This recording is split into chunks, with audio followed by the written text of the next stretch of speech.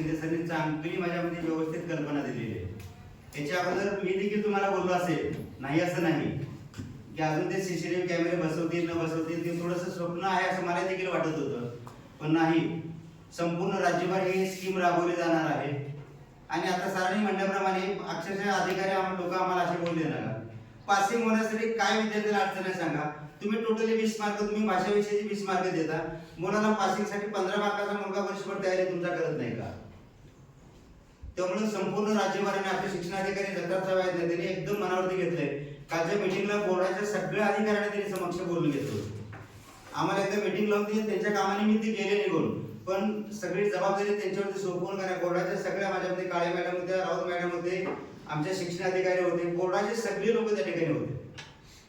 आमच्यावरती शिक्षक लोकांवरती देखील काय ताशेरे दिले ओढले होते की बाबा एखादा पेपर तपासण्यासाठी पुनर्लोकनासाठी किंवा याच्यासाठी पेपर का जातो, पेपर व्यवस्थित तपासले जाणार नाहीत का, त्याच्याबद्दलही बोललेलं आहे. पण परीक्षेच्या बाबतीमध्ये अत्यंत कडक धोरण त्याने अवलंबलेलं आहे. यावर्षी खरंच आपल्या शाळेचं म्हणून नाही, बाकीचे आपली शाळेतली माझ्यामध्ये नाहीच म्हणतो मी जवळजवळ 100%. कारण आमचा शिक्षक आतापर्यंत जून पासून आम्हाला प्रत्येक वेळा तुम्हाला कल्पना देत आलेला आहे आणि त्याच्या शिकवण्यामध्ये किंवा अभ्यासामध्ये कोणत्याही प्रकारची त्यांनी कमतरता केली नाही, एवढी मला पूर्ण गॅरंटी आहे. पण बाकीच्या शाळा आपण त्या केंद्रावरती जातो, मला त्यांना बोलायला नको, पण अशा काही शाळा आहेत की त्या शाळेचे मुख्याध्यापक देखील आजारी पडायची पाळी आली आहे सध्या. कारण काही नाही, काही शाळेमध्ये कुठे उपक्रम किंवा अशा प्रकारचे अभ्यास काही राबवले जात नाही आणि अचानक त्या मुलांना दहावीच्या परीक्षेला तोंड द्यावं लागणार आहे. आपण माझ्यामध्ये बऱ्याच प्रमाणामध्ये तयारी केलेली आहे, बऱ्याच प्रमाणामध्ये आपला सिलेबस देखील झालेला आहे. पेपर आपण सोडून घेतले, माझ्यामध्ये सगळ्या शिक्षकांनी 5-5 प्रश्नपत्रिका दिवाळी सुट्टीत सोडून घेतली. मुलं सोडवली नाही सर, 50% मुलांनी सोडवलं नाही सर, 50% मुली सोडवते, मुलीमध्ये सुद्धा काय राहिले सर, सगळ्या नाही. त्यांनी काय तुम्हाला जाणून त्रास देण्यासाठी प्रश्नपत्रिका आहे ते पण आम्ही सांगितलं तुम्हाला. त्यांना एक वेगळा अधिकार तुमच्याकडे दाखवायचा होता का शिक्षकांना माझ्या, मग का त्या प्रश्नपत्रिकावर सोडवले? हे पहा, आता यावेळेला शाळेचा निकाल तुमच्यावरती डिपेंड आहे आणि आपण आमच्या परीने आम्ही सगळं करत आलोय. आमच्यावरती दोष देण्याला असं काहीच नाही. आणि पुन्हा मी तुम्हाला सांगायचे नाही बाबा तिथे कॉपी सारखे अभ्यास करू नका वगैरे. प्रत्येक वेळेला वेळेचं महत्व मी सांगत आलो, मुलांना देखील अभ्यासिकेचं महत्व सांगत आलो. अभ्यास ठरवा, दिवस देखील तुम्हाला माझ्यामध्ये मी मोजायला लावलेले आहे.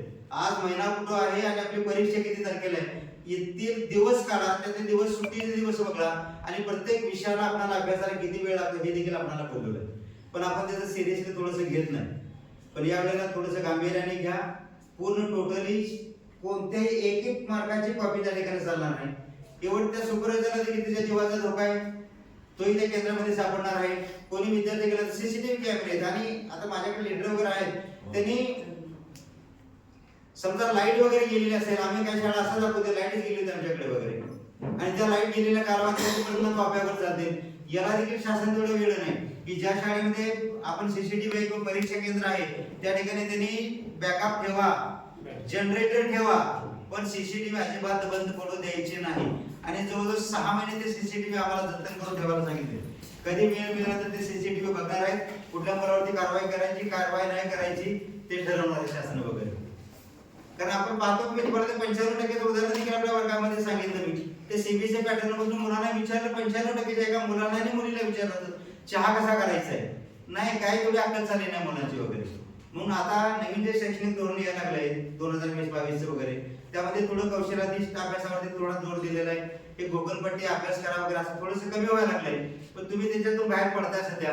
11वी-12वीला आज तुम्ही 10वीची परीक्षा जशी देणार आहात त्याच पद्धतीने उद्या 12वीची बोर्ड परीक्षा तुम्हाला द्यावी लागणार आहे. त्यामुळं कॉपीचा हा प्रकार आहे आपल्या मनातून काढून टाका. अजून 2 महिने वेळ आहे. उद्या आपल्याला 1 तारखेला परीक्षा आहे. उद्या 1 तारखेची आपली पूर्व परीक्षा कसं, पूर्व परीक्षा, ही पूर्व परीक्षा देखील आपण काय करतोय, जसे बोर्डाच्या पद्धतीने परीक्षा होईल त्याच पद्धतीने आपण परीक्षा घेतोय.